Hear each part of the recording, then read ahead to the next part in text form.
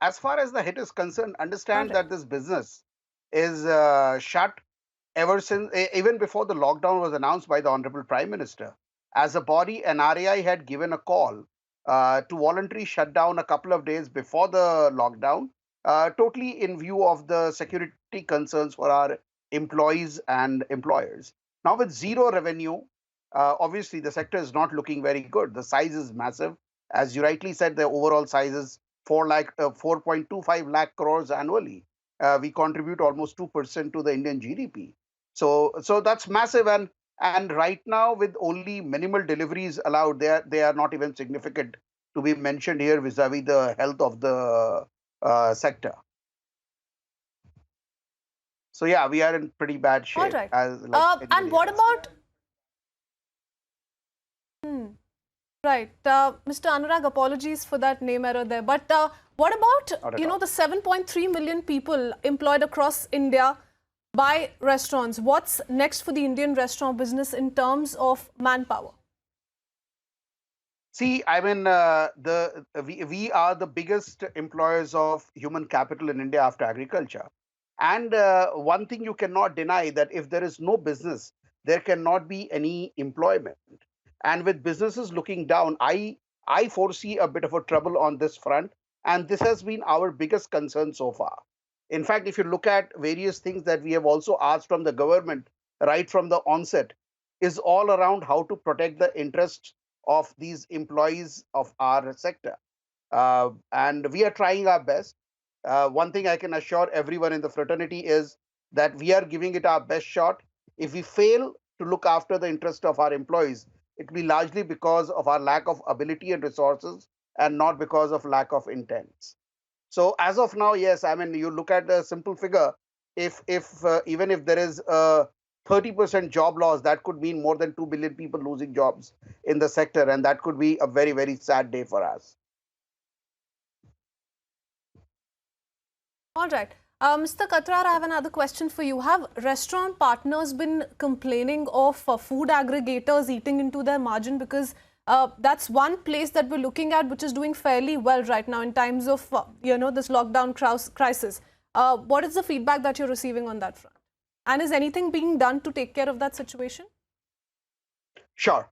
So let me tell you right now, the business on delivery is also not very significant under the circumstances. But when it comes to the relationship between aggregators and businesses, we do have a trouble as right now. And the trouble is because there are not enough strong laws which protect the interest of the businesses vis-a-vis these aggregators who are very happy to bring in capital dumping so that they can acquire market share, and which essentially can kill the businesses. There are three big concerns around them. Number one is the year-long discount that they propagate, which seems like the only thing they know how to promote businesses. Which is the cost of which is borne by the restaurants, by the way. The number two problem that we have is in terms of data. There are people who are ordering food from me. They are my customers, but unfortunately today the sole leadership or ownership of these data lies with the aggregators. And last but not the least, are these ever fluctuating rates of commission, and they are driven largely by the discounts. More you discount, higher the commission percentage you need to sustain yourself. So overall, it has become a very unviable alternative for us, and time has come for us to relook at this.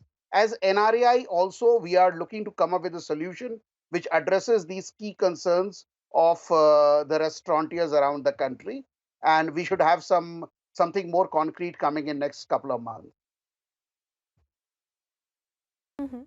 All right. And what are the measures that the restaurant industry needs to resort to kickstart the businesses? What all can be done to ride them out of these crises? Or there are a few things which I call are like ventilator supports to us. And primary is to look after the interest of the employees. So we are requesting the government to use the coffers of the ESIC, a coffer which is made out of contribution by the employers and employees, to make sure that some part of salaries are coming to the employees through this corpus. This will make sure that the kitchen fires of these people are kept burning. Along with this, our second big concern during the lockdown are the rentals. And this is not a concern only of the restaurants, it's for across the retail fraternity. And I think with this being perhaps the biggest crisis that the mankind has ever seen, this is probably the time for the government to announce this as a case of force majeure, so that all contractual obligations are put in abeyance. If that happens, it'll help us save some cash flows for the time being. Next is, when we are ready to kickstart, the biggest requirement all of us will have is availability of working capital, and working capital with low interest rates, little collaterals, and perhaps a moratorium of 6 to 12 months, so that we can not only look after our immediate startup needs in the new environment, we also have some money to fund our losses in what I call a subdued business environment that is expected immediately after that.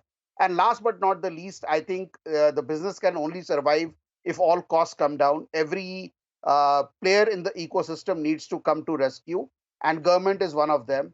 We sincerely request them to restore input tax credit on GST. We are the only industry who don't get input tax credit. This takes up our cost of doing business by 8 to 10%, and also ups the capital required to set up a new place by something up to 20%. So this is definitely required. And as I said a little while back to your last question, we also need a very robust e-commerce policy in this country to make sure that this new age business in the new COVID era is done at more equitable terms. So these are a few things that can help us probably live to fight for another day. Yes, and that was going to be my last question, Mr. Katriar. Since you mentioned taxes and e-commerce policy, what do you think can be done in terms of policy support on e-commerce and taxes front to, really, in fact, ease the entire food industry system right now? So I'll tell you what is the biggest concern in e-commerce is very simple. I mean, e-commerce platform is nothing but a marketplace which is supposed to get the buyer and seller together and allow them to transact. But the way things are happening, they have become virtually digital landlords for us. I mean, where they control the flow of, I mean, for example, in food service, if you don't agree to take the full bouquet of the service, which includes logistic support using their delivery, you can't even get enlisted on these platforms. Now, this is against the basic grain of e-commerce. Similar with data. And very importantly, how can a marketplace also be a trader there? They have their own private brands. So these are the things that need to be addressed afresh in a new e-commerce policy. As far as GST and input tax credit is concerned, I did mention that. And I also believe that time has come for the sector to get some benefit, some of tax holidays in direct taxes, maybe even retrospectively, so that we are what we are looking for is availability of some cash to make sure that we can run the business and take care of the bare basic needs.